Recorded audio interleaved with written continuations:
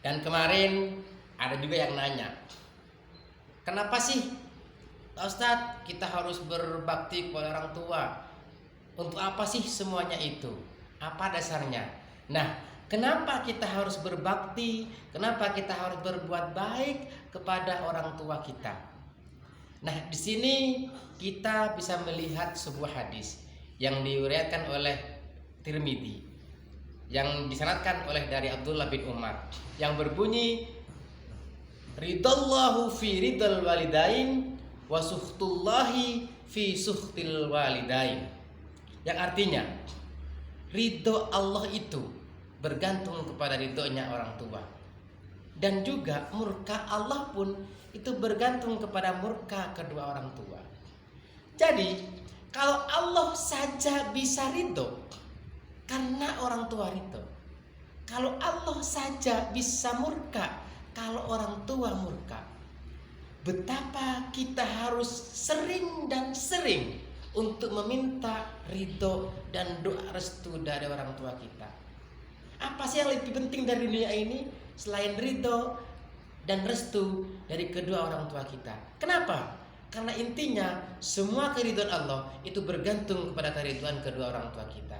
Jadi selain itu tidaklah penting, karena yang paling penting dunia ini adalah bagaimana kedua orang tua ridho dengan apa yang kita lakukan, sehingga Allah Subhanahu wa taala ikut meridhoi dengan apa yang kita lakukan.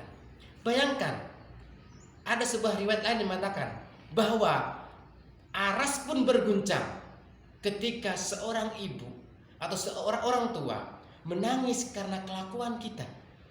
Bagaimana pintu langit bisa dikedor terbuka lebar ketika orang tua meridhoi anaknya. Kita membayangkan ketika orang tua kita mengatakan, ya Allah, aku ridho anakku seperti ini, aku ridho, aku ikhlas, aku rela. Betapa bahagianya diri kita.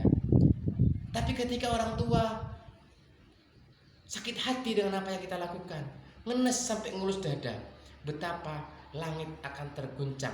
Sehingga orang Jawa mengatakan, ada istilahnya kualat. Kalau kita berbuat tidak baik dengan orang tua, menyakiti hati orang tua, kata orang Jawanya bilang kualat.